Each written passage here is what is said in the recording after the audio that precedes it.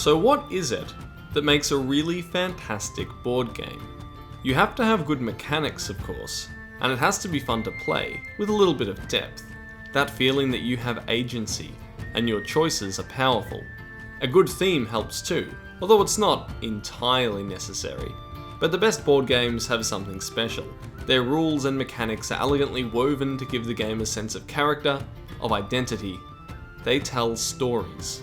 It's hard to pick out a favourite game from any board game collection, but every time I finish a game of Innis, I reflect that, hey, this is probably my favourite game. And in this review we're going to look at why. Why this game has that magical X factor that feels like it's making a statement, all the while ticking off every box on the list of great game essentials. But at the end of the day, just because I love Innis doesn't mean everyone will. So we'll be asking the question, is this game for you?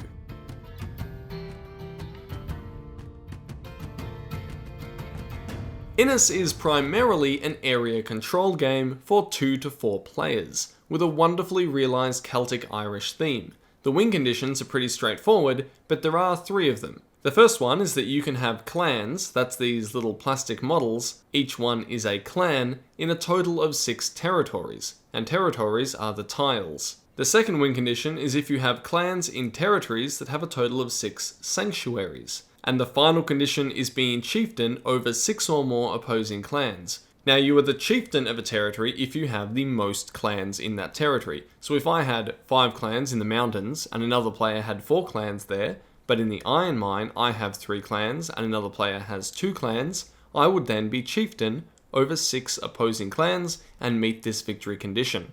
The trick with Innis is that you don't win straight away when you meet one of these objectives, rather you'll be checked for victory at the start of the next round, and you'll win if you still meet the condition. This means that often multiple players will meet victory conditions at the same time, and in this case the player that meets the most victory conditions will win, and if this number is tied, then the player who is the Bren will win. There's a lot of terminology here. The Bren is the player who has the Bren token, and you get this by being the player who is the chieftain of the capital territory, as designated by the position of this capital citadel.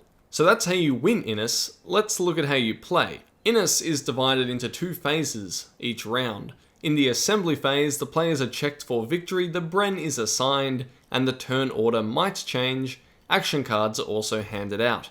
In the season phase, the action happens. Players take actions, mainly by playing cards. So far, it's all pretty standard, but this is where Innis really gets interesting. Almost every single thing that you do in Innis comes from action cards. You can't attack without an action card that lets you. You can't muster more clans or even move clans without the right action cards. Some action cards can cancel actions that other players use, or they could retrieve an action card from the discard pile or reveal and explore new map tiles growing the game board. Absolutely everything comes from these cards. Now the critical thing here is that these cards aren't just handed out, they are drafted. Each player is dealt 4 cards, they'll keep 1 and pass 3 on, then they'll keep 2 and pass 2 on, and then they'll keep 3 and pass 1 on, finishing with a hand of 4 cards again after the draft process.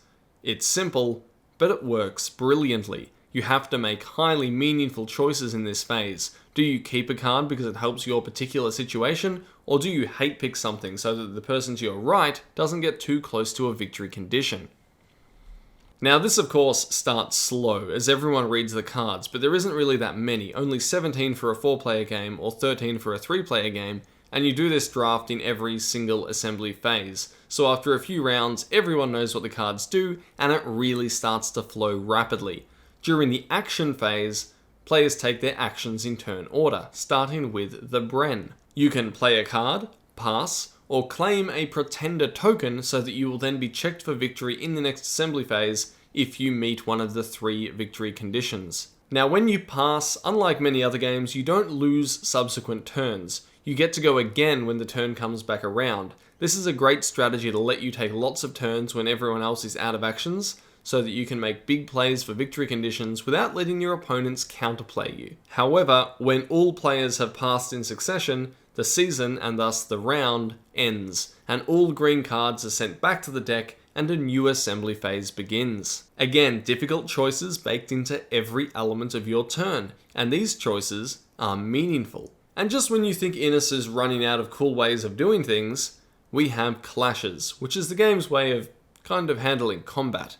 Sometimes you'll move clans into a territory where there are opposing clans. You might then have a clash on your hands. There are also some cards that can initiate clashes without moving clans too. When a clash occurs, players can choose to attack or withdraw. If you withdraw, you take all of your clans to a neighbouring territory, and if you attack, you force your opponent to make yet another difficult choice. They can either discard an action card from their hand, or they can lose a clan from that territory. Both of these are horrible. Then it's their turn to either attack or withdraw. The clash only ends when one of two things happen. Only one player has clans left in that territory, or all players involved in the clash agree to end it.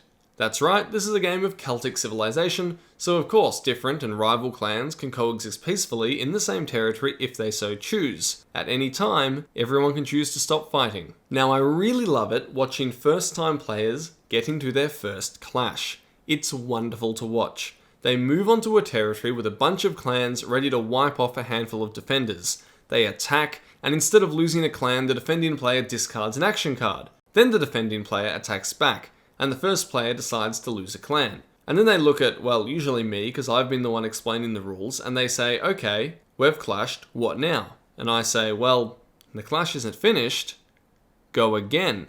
And then it dawns on them. When two players clash, armies are ground down to dust. Action cards are just thrown away. Big clashes are an incredibly costly orgy of excess in which participating players burn and exhaust both cards and plastic. Of course, there are plenty of cards that can be played reflexively during clashes to turn the table, and this gives many a false sense of confidence, because chances are their opponents also have something similar ready to go. Initiating these clashes is so costly, but absolutely necessary all the way through the game, and poorly defended territories are also much easier to take. Innis then has a smattering of other mechanics that add some real depth. Whoever is the chieftain of a territory, which means they have the most clans there at the start of an assembly phase, is given a special card for that territory. They might be able to play this card as an action or use it reflexively for a handy ability. These are often quite strong and rather coveted, encouraging players to fight for chieftain position in a few key territories. There are also epic tale cards, each one tailored from a tale in Celtic folklore. There are several card effects that let you draw these, and they often have powerful impacts that can turn clashes and enable sweeping actions. They're also kept between turns, so you can stockpile them early on for significant power in the late game. You also have deeds. Now these tokens can be granted by a select few cards under certain conditions, and let you commit them to making a victory condition easier for each deed that you have. Citadels are defensive fortifications that cards can add to territories. You can hide clans in there during a clash so that they don't participate, and they only come out at the end of the clash. This is good for maintaining a foothold under heavy assault. Finally, some territories have special location traits, and the only way to place a new territory is through the exploration action card, and even then, where that new territory is placed is determined by the Bren, which is a really nice perk for maintaining control of the capital. And that is an overview of how Innis is played. It's not a complete rule summary, but it hits the major beats. Okay, so now let's go on to the components. Let's get this out of the way. Innis is beautiful. It's gorgeous. The art on all of the cards is spectacular, and the map tiles are also excellent. Not to mention the box itself. This will look very good on any shelf. Innis is absolutely top tier in terms of art design. It feels unique. There are no hexagons, which is a relief. The cards and the territory tiles, as well as the various tokens, are of decent make. They're not flimsy at all, and they feel solid on the table and in the hand. The obvious departure from this excellence is the models themselves. Reasonably cheap, low detail, and often warped plastic. It's not a super expensive game. It's not a miniatures game. Maybe we should just be thankful that these are models and not tokens or wooden cubes like so many other games would have used, but at the end of the day, they're not consistent with the rest of the build quality. I don't particularly mind, but I'm incredibly forgiving of a number of Innis's flaws. One flaw that I'm less forgiving of is the box insert, which is very simple, 2 compartments, but without some custom additions like a bag for the cards, you're going to have bits moving around everywhere. This is especially troublesome for the territory tiles with their corrugated edges. if you keep the box on its side or move it around too much, they'll get banged up pretty quickly. I suppose this is one area where hexagons would have had the advantage. One really big bonus is that the box will fit all of the expansion contents from Seasons of Innis. But that's for another time. Sleeves also fit in really easily, which is good because of course I sleeved these beautiful cards.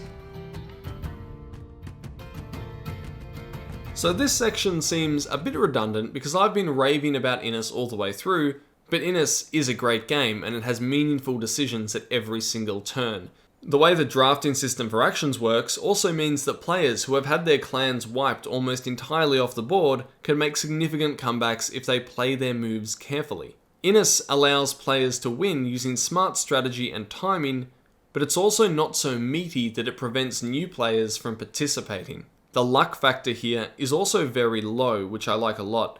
Card drafting takes much of the luck out of it, and that just leaves the randomized deck of Epic Tale cards and the stack of territory tiles, but even for these there are some luck mitigation mechanics that you can access with good planning.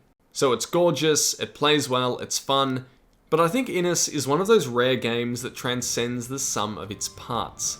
Innis is trying to teach you something.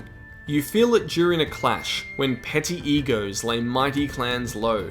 You feel it as you desperately want to stop a fight, but you know whoever stops it first will be the loser by just a little bit more.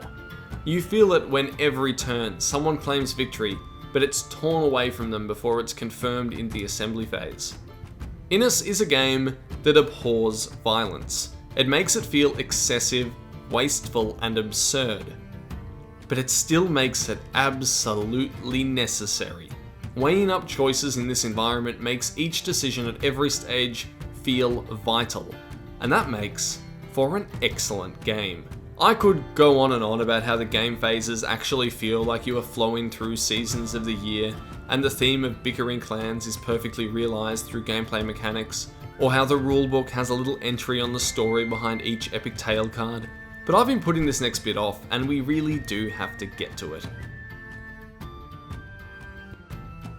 Yeah, so Innis isn't perfect. It has a particular mechanical flaw that can make a game go on forever. I suppose this is more likely when everyone really knows what they're doing as well. In one of my first games with 4 players, 3 people slowly built up to achieving all 3 victory conditions, but they couldn't win because the 4th player, meeting no victory condition, was camping the capital with a huge number of clans, ensuring that he remained the Bren and that no one could break the tie. He wasn't trying to win, because pushing out to achieve victory conditions would mean lowering his defenses, and so this game went on literally for hours.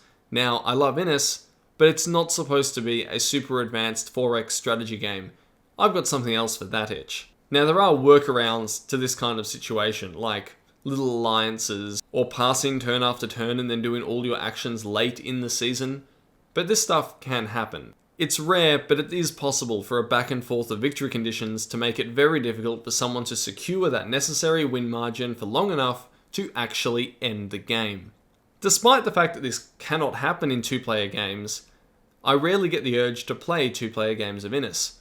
I mean, it works fine, but a duel is much more about counting clans and one-upping the opponent with sneaky tricks whenever you can. It boils down to a series of purely logic-based decisions, which removes some of the magic from Innis. It's still good, don't get me wrong, but it's not quite the same. Some people might actually prefer this kind of gameplay, come to think of it.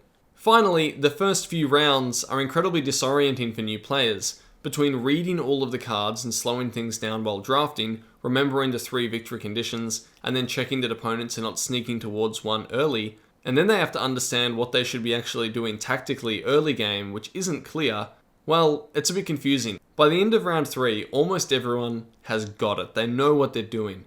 But by then, it might already be an hour into the game because they've been reading all the cards each time they're drafted. They might be behind because they haven't been optimizing their choices from the start. I suppose this is an issue with any game primarily based on decisions and not luck, but it still shows through. So, you know where I stand, but is Innis for you? Well, yes, obviously. Everyone I've played with loves Innis, once it clicks. It's not a party game. It's not a super deep tactical Euro game either. It's midweight. This is a problem for many audiences as it can be too complicated for all the light board gamers, but it doesn't offer enough depth for those that need tech trees and thousands of moving parts to consider. Player interaction is also extremely high here. There are plenty of ways you can be attacked, sabotaged, and have your plans turned on their heads by sneaky actions, and even people intentionally drafting cards away that they know that you need. A lot of people really like high player-to-player interactivity, but some don't. Some players would prefer a more peaceful experience, and you won't necessarily find it here. As I said, Innis abhors violence, but it sure ends up happening a lot. Hopefully this video has given you a better idea of what one of my favourite games is all about. If you like this video and you want to see more, please subscribe and comment any feedback below. Thank you for watching. This is Merrick from Turning the Table.